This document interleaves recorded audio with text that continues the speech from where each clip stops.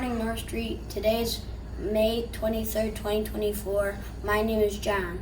And I'm Paige. It is a day 4. The vision for North Street School is to prepare students for today and tomorrow by creating more hands-on learning experiences. By respecting others' differences, we can create a better school and community for all people. Today for lunch, you have the choices of nacho grande, chicken fajita, bagel and yogurt, or PB&J sandwich. Here's our next dad joke-filled episode of Speaking with Stone.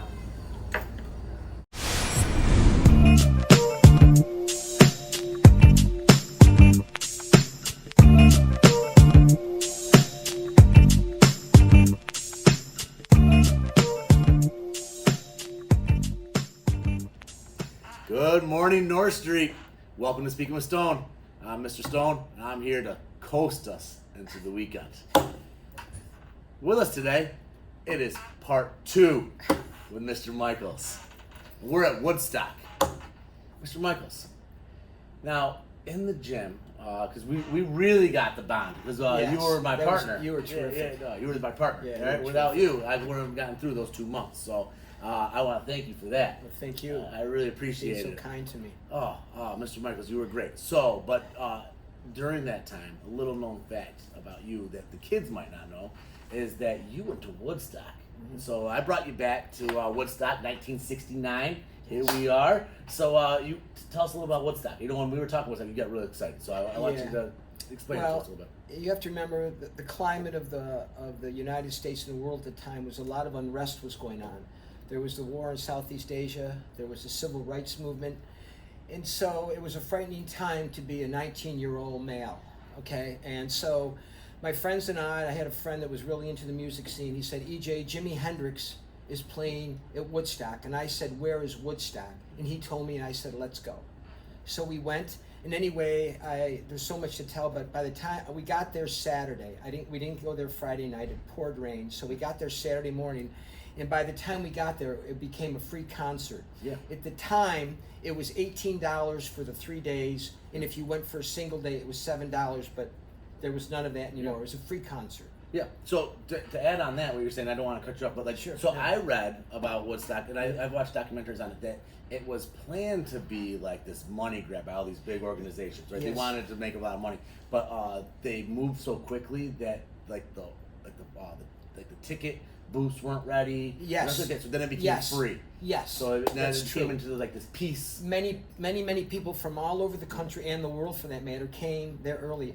And a note here, it wasn't at Woodstock at all. It was at Bethel. Yeah. The reason it's named Woodstock is the organizers called it Woodstock Ventures, and they were thinking of putting a recording studio in Woodstock. Yeah, you know what, Mr. Reynolds, you just so I was gonna say like a little thing about Woodstock, and you just that's great. Keep going. I'm sorry, my friend, the guys I went with were real they knew the music scene. Yeah. So we get there on Saturday. There's 4 of us, and I might add the 3 other people I was with. They were all like accomplished judges today. We were just typical college people. Okay. Timmy was in Fordham, I was in Rochester, Sam was at Syracuse University. So we all came from different, but we were high school friends at DeSales. Okay. So what happens is that we see the concert, and by that time when we got there, we had to walk several miles. We had to park on 17 and walk in. Well, several miles for you walk is nothing. Well, you're a machine. Anyway, the way the acts came in was by helicopter. Yes, I did read that. I was talking about that too. Yeah. So when you saw a helicopter, I was so far away. Yeah. Airlifted in. They came in, and so you ran. It was like a natural. I was way in the back of the crowd. Yeah. I could just see vague people on the stage performing because there were no big screens to show you like they have today. Yeah. So the music was incredible. I woke up. I was a Saturday night to Jefferson Air with this band called Jefferson Airplane. The singer Grace Slick. I mean, it was just one Sly and the Family Stone, one great act after the other. But for me, I was waiting for Jimi Hendrix. Okay. And so Sunday night comes, and Jimi Hendrix doesn't appear. Oh man. So I walk into Bethel, and I call home, because I had a summer job. Yeah. And my sister said, EJ, stay. So I stayed, and I went back alone. My friends had left Sunday night. All right. So I get up. Saturday is like Michael's alone at Woodstock. Alone. 7:30 in the morning. I hear a helicopter. I was so excited. Yeah. and you know who it was? Jimmy. Jimi Hendrix. And so I was able to go from the nosebleed section to like almost the front row. Oh, that's awesome. And so I got to see him perform for over 2 hours, and he ended the concert with the Star Spangled Banner. Yeah. And that was kind of appropriate because in light of what was going on in the world, because my age group, we were... You get chills. Yeah, Like, well, it was the way it was, but it was... And then I made my way back, and then one of the craziest things, I thought I was going to lose my job because I was working at the Seneca Army Depot with a bunch of guys from Tennessee. Okay. And I came there and told them where I was. They were just talking to me like they wanted to know everything about it. Yeah, just like I do. Yeah, I'm interested. that was really nice. But that was a long time ago, and I was very young. But it was a very unsettling time, and our country wasn't behind. There was a lot of unrest here with the civil rights, and most Americans weren't behind the war. Unlike today, when we go to serve in Afghanistan, people are supporting you and behind you. Yeah. Seneca Army Depot. Is that the one? It's near Romulus. Yeah. So yes. So little known fact about me is that I also worked at the Seneca Army Depot, did? But not at the Seneca Army Depot. I worked at Hillside. Oh, it's right near there. Hillside Family Agency. Yeah, we'd drive down and see the white deer. Yes. Yeah, we always said like if we were driving into work, if we saw a white deer, it kind of meant like something that but it was like kind of like a superstitious thing. Like, okay. You were right down the road from there. Yes. Yep. But right at the there. time, it wasn't Hillside. I don't know what it was. Yeah, I don't know what it is now. I know I have to refer everything you were talking about as 55 years ago. Yeah. Years ago. So I got something about Woodstock, and I don't know if you knew this or not, but did you know that when you went to Woodstock that you were on a dairy farm? Yes, Yasker's Farm. Yasker's Farm. Yeah. Yes, correct. So rumors are that so I'm reading right now. He revealed exactly how much he got paid sharing hundreds of acres of his land that weekend. But according to the New York Times, festival sponsors pegged that he made $50,000. But some say it was closer to $10,000. And back then it was like a ton of money. So. But when I think of the people that played there, they were huge acts. Yeah. Think of your biggest acts today. Who would it be? Would it be Taylor Swift or Beyonce? There were 30 of them. Mr. Barry would definitely have been there if Taylor Swift was and Beyonce was there. I definitely could see. I'm just Mr. saying, Barry. I don't know who the big acts No, are. I'm just a rock and roll guy, so to speak. So Mr. Barry said that. What did you say about Woodstock before we started going here? You said it's it's regarded as the greatest live event ever. The greatest live event. You like were there. Music live Like event. you imagine that. So in '99 when they did part 2, right? Yeah. So I just graduated high school, and I had a group of buddies who were like, "Let's go," and I didn't go. And now, like looking back on it, I mean, I know it was like. It didn't go well. It was so hot, and like the price of like water and things like that. So it kind of got like people were getting sick, like the way that they ran it the second time. But I still kind of wish I went. I kind of wish I would have experienced it, like just to see all those acts and everything. Yeah. I can tell you when we were driving there, I had no idea what we had no idea we were going into like history. Yeah. I thought there'd be like 25,000 people there, maybe 35,000, maybe 50,000. I don't know, but not. 500,000 people, 300,000 to 500,000 people. So I have something else that the kids don't know about you, and that this man right here, Mr. Barry, makes the best chocolate chip cookie on this side of the Finger Lakes. All right, like it's the best. So this guy was just for 2 months down the gym, filling my belly with chocolate chip cookies. And like I'm sitting here trying to lose weight, and Michael's is just like, "Come on, take one, just bringing me cookies. They were great." Tell me about your love about chocolate chip cookies. It calms me down. Yeah. It calms me down. It just does. I just do the sequence of making something, and I see the enjoyment it gives to other people. Who doesn't like chocolate chip cookies? Well, I just try to make them from the heart. You do. I don't do any shortcuts. That's right. And you know who else loves a good cookie? Who? That man right there. Oh, big cookie Why didn't monster. you tell me? This guy. Yeah. Well, you're in the loop now. Yeah. Made the list. You made the You're list. in the loop. I didn't know that. You know, Mr. Michaels thought I was joking with him, but when we started interviewing for the long-term sub position for Uppy, I was really, really trying to slide in the question of asking, like, how is your cookie game?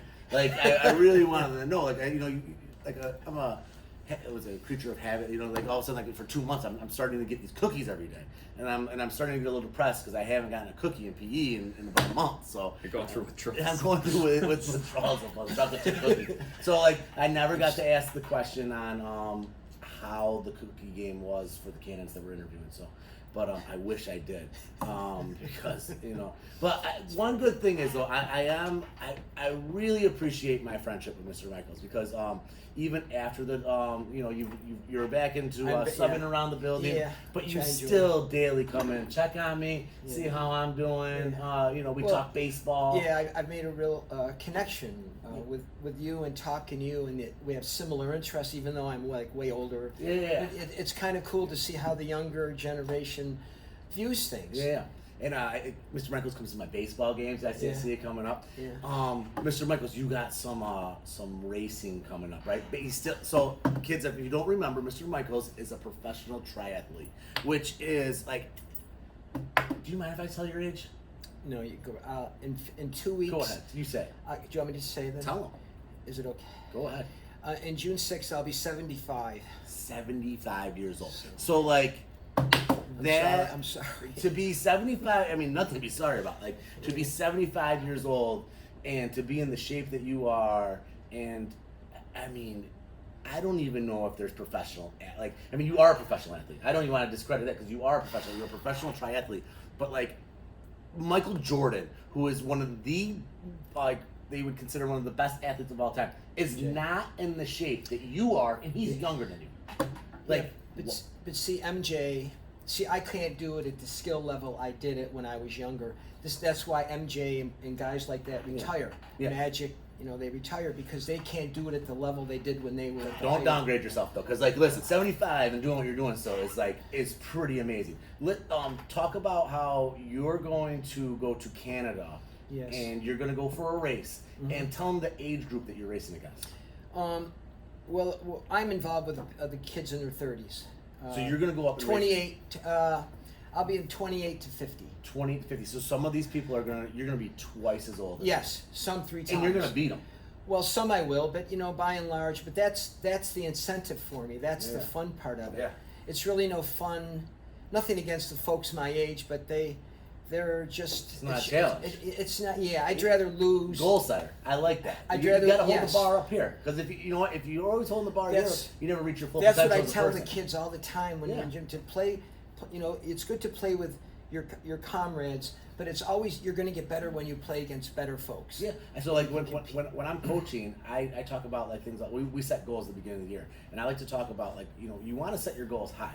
Like obviously you could set a bunch of little goals, and those goals will get accomplished as the season goes. But then if you set the bar so low, you accomplish those goals in the first month, and then what are you going to do the next 2 months? But you're a wonderful coach. I've seen you with your basketball team, and I've seen you with your baseball guys, and it's nice to watch. I'm not just saying that. Yeah, it's just really nice to watch. Yeah, so that's one thing I say all the time is like, and I try to live my life this way is not only like try to reach your full potential as a team, but like me as myself, I want to make sure that I'm reaching my full potential as a person.